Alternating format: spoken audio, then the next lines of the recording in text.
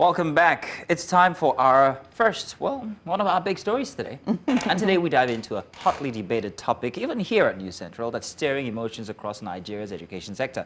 The federal government has announced a new policy that, starting in 2025, will require students to be at least 18 years old before they can sit for the Senior Secondary School Certificate Examination, or SSCE.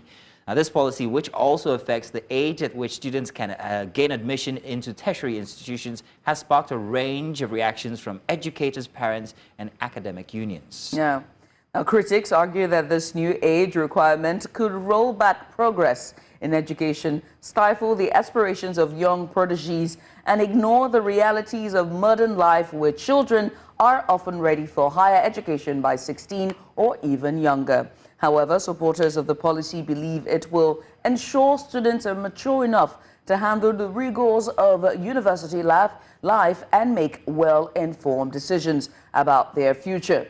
And so today, we are joined by a well-known TV host, actress, and mother, Katherine Obiang.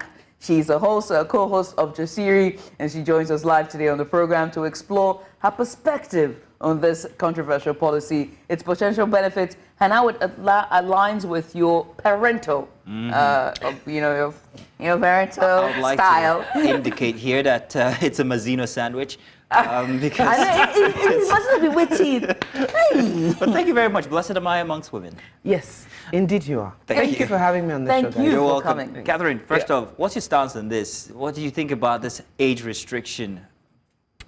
Restriction? I don't think it's a restriction on Mazzino. Seriously, I'm a proponent of this. Well, sadly for some, fortunately also for some. I think it's a long time coming, and I think we should be honest with ourselves about the age when the child is ripe. I'm aware that there's some children who are smarter above their peers, but at the same time, I also know that you have to be mentally ready as a child to be able to tackle, because tertiary, my sister and my brother, tertiary is not the same thing as secondary, and it's definitely not the same thing as primary. So I'm speaking like this because I entered university very young.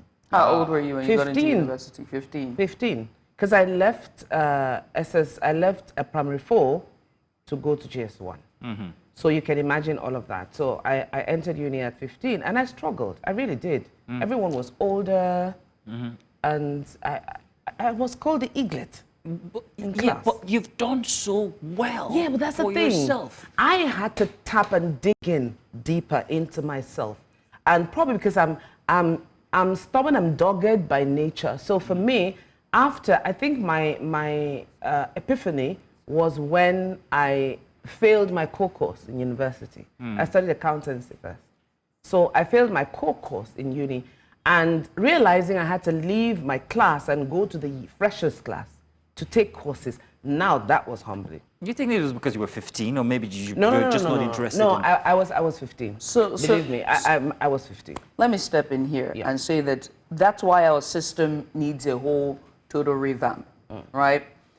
Because there's a reason why for every class there ought to be some sort of guidance counselor or psychologist, or that's why we have there's a system that is abroad that we don't have here, which is a teacher or a lecturer or an associate lecturer that is your mentor directly, that you must go to see with your coursework, that looks at your work, looks at you, also check-ins mentally and psychologically with you. And when they see that you are lagging, they would tell you, please defer or take some time off or switch. Those people are necessary. Now, in our system, they are called the head of department, your HOD or your unit head. Now, those people are saddled with a lot of responsibility. But another thing is our university is a lot.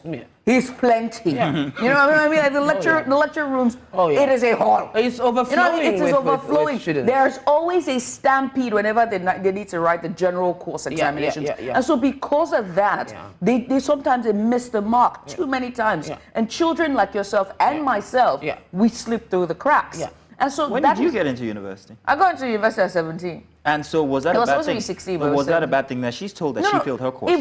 It wasn't a bad thing for me because I looked forward to it. No offense, sorry. But 17, I mean, 17 is even... 17 is better. I looked forward to it. And I love new beginnings. It was a challenge. I wanted to go in. You see, so I was that's the excited thing. for that. You have to look. She said something vital here. A challenge. For me, failing my core course challenged me to do better. But I have failed before. I have failed before. And so there's a difference here. You have only known success as a 15-year-old, and you thought this is just going to be another one of the feathers in your hat. And lo and behold, you didn't anticipate the challenge that was right in front of you. If there was somebody holding your hand directly and guiding you through that process, or said, it's not that you have failed, but let us try something different. Yeah. You see, I hear you, Jude. I hear you. Now, I hear where you're coming from. You said something important, that if there were guidance counselors and all of that, don't forget the parents, on the other hand, would be putting the pressure. If a guidance counselor from his or her professional perspective says to a parent, I don't think your child is ready at this age, can you defer? No, not my child. What was that? That's what you hear. I know my son's very brilliant. I've planned his years, and that's what I said for my own kids. Because I've planned your years. My dear, you cannot just come and tell me when you want to enter uni. No, but I had to respect that. But that's parents. They want to live vicariously through their children. I remember as well when I went to meet my father and I said I couldn't do my secondary school anymore and I would like for him to change it. He looked me dead in the eye and said, never. You are never going to leave. And I lived how many years in that school with the most miserable, till now I still deal with that effect of that. But what I'm saying is this. 18 years of age it is dependent on that child. It should not be enforced for an entire populace. Do you know what I see here, ladies? Do you know what I see here, ladies? Now, you said something about living vicariously, but what I can actually see, you actually think perhaps maybe it's a good idea. Yeah. Or rather, it's not a good idea, while you think it's a good idea. But here's the thing. Both of you, including the minister, are actually doing this thing where you're trying to correct your lives using your kids. Because if you say you've structured your kids' lives, that's because of the experience that you went through. And the same thing here, you're perhaps going to say, no, this is how it should have been, and let your kids go in that format which you have arranged for. Same thing with the minister saying, oh, this 18 years is the perfect one. And that's the way I see it. I don't think that we have absolutely looked at the kids of nowadays and structured exactly what is needed for them to advance mentally and educationally. So they're brighter, they grow up faster. So now that we Catherine, also... you know what? Oh, yeah, no. you work here, so you understand these things. Let's do a short break. Let's do a short break. When we come back, I'll let you get on that thought there. We'll be back. Stay tuned. It's still a hot topic here.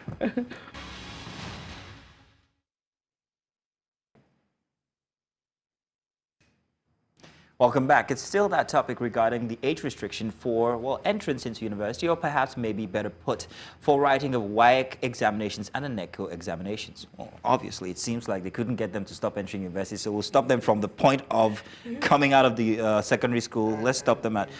But I was saying something and you were going to share a thought. Remember what that thought was? I was talking about living... correcting your the ills that you perhaps maybe went through as a kid in the lives of your kids. Yeah.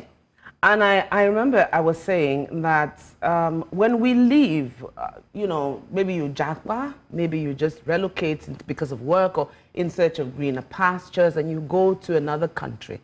Now you align yourself and your children with their educational systems. Sometimes, or most times, Nigerians who move abroad struggle.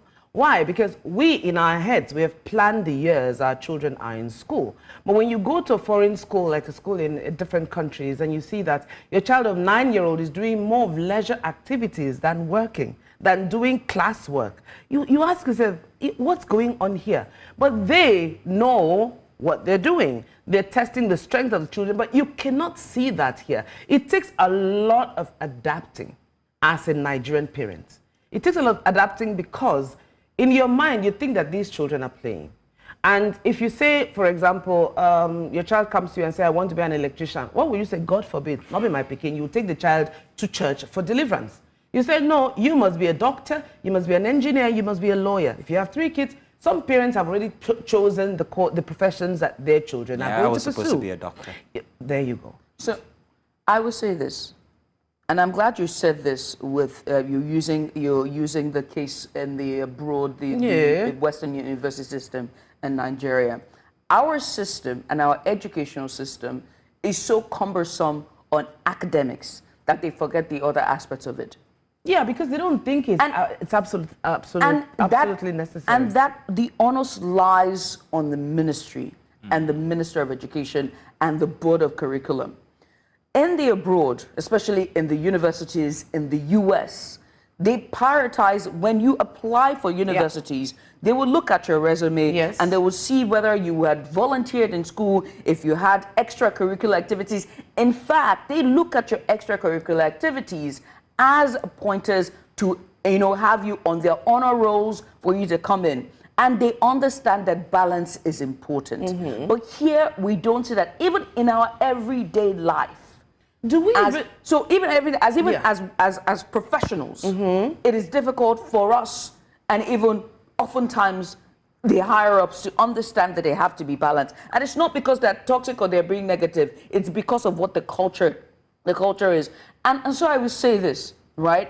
If you say it is mandatory for entry-level students who are writing the entry examination into these universities to have a gap year, to have done something, either to volunteering, vocational, and they have to go through accredited systems to do that. I will understand. And then if you now say, okay, after I've done all of that, then you come back and then you can now write an examination, perfectly fine. That prepares you for a world experience. Before you say that, I want to let you know that this is already in place. And this has been an age-long thing. Oh, it's been in place? Yes, the restriction has actually been in place for a very long time to allow people to actually gain other either vocational or mental skills, or growing up, let's put it that way, before entering into the university. Because choices that you have to make inside of the university, some of them are adult choices, so that's why you're required to be 18.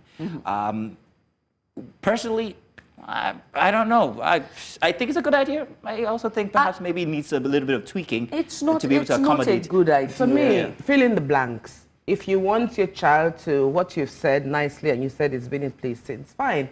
Call it what, gap year, call it learning skills, call it whatever. But it's important that the child is prepared.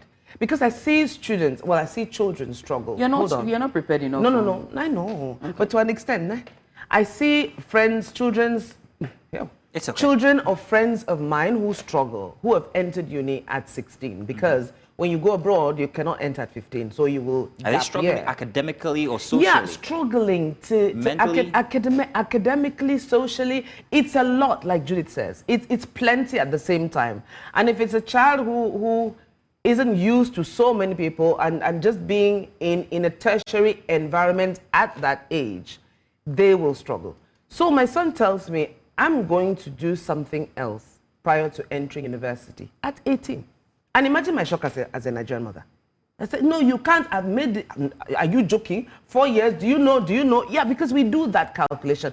For us, maybe it's a coping mechanism, maybe it's a planning mechanism. It's insurance for us because we're not out of the university quick enough to get jobs and take care of us. And the second one, so that's the thing, you just keep going. Someone would say, oh, your mother sent you to JS1 at 9. What were you in a hurry to go and do? What was she thinking? But probably she was thinking, I beg, let this children just be going. Let me just know that I'm done with raising kids and all of that. It's tomatoes for a lot of people. Right. So it's not a one size fit all. I think that's what I'm trying to say.